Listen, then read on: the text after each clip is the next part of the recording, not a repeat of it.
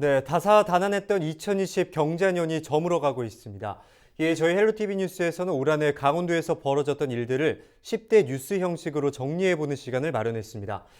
올해 가장 큰 키워드는 누가 뭐라고 해도 코로나19입니다. 강원도 역시 코로나19의 습격에 큰 피해를 입었는데요.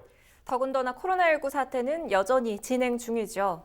올 한해 상황과 앞으로의 전망, 자세한 이야기 취재기자와 함께 나눠보죠. 성기석 기자가 연결되어 있습니다.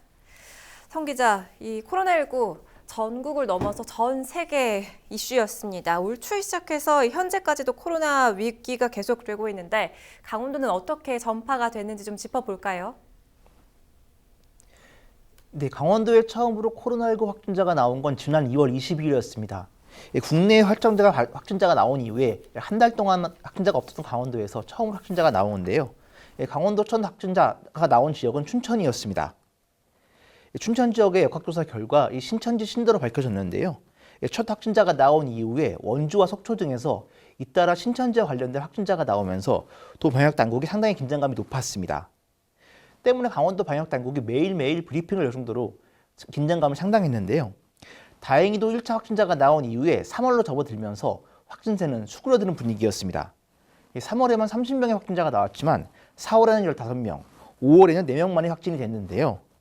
그러다가 8월 들어서 확진자가 갑자기 나왔습니다. 원주의 한 실내 스포츠센터의 방문자와 이용객들이 잇따라 확진이 되면서 방역당국이 다시 긴장감이 높아졌던 겁니다. 문제는 현재의 3차 대유행 상황입니다.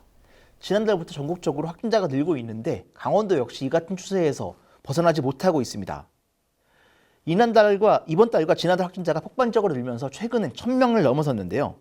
갑자기 확진자가 늘어나면서 강원도에 부족한 의료 상황에 대한 우려가 나오고 있는 상황입니다. 네, 수도권이나 집단 확진자가 나왔던 지역들과 비교해서는 상대적으로 강원도 내에서 확진자나 사망자는 빠르게 증가하지는 않았는데요. 하지만 이 지역 경제가 받은 타격은 상당했죠.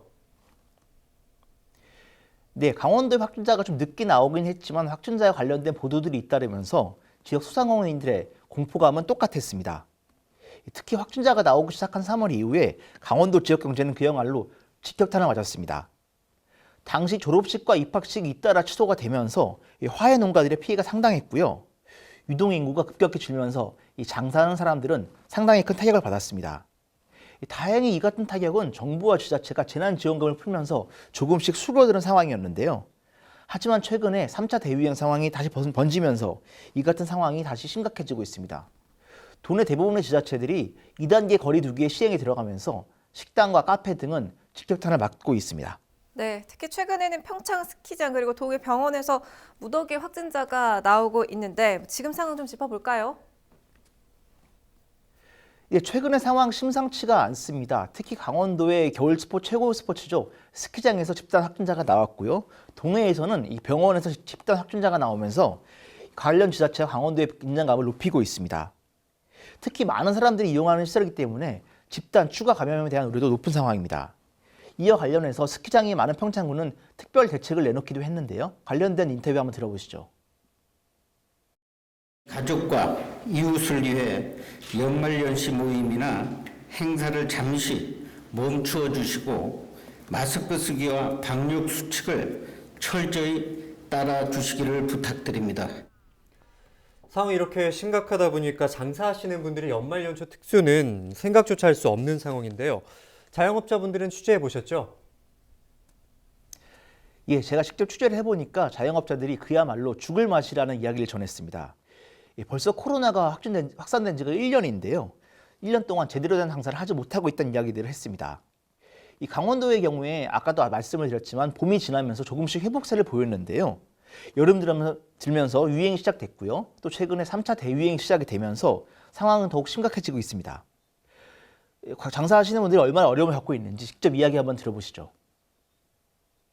이따가도 다 취소되고요. 거의 이제는 연락도 안 오고요. 일단은 너무 코로나가 너무 심해지니까 일단 사람들부터 안 다니니까 그게 제일 심한 거죠. 너무 촉박하게 9시에 딱 문을 닫아버려야 되니 손님들도 조금 늦게 오시면은 빨리 먹고 가야 되고 그래서 어떻게 보면 손님들이 저희 눈치를 볼 때도 많이 있고요.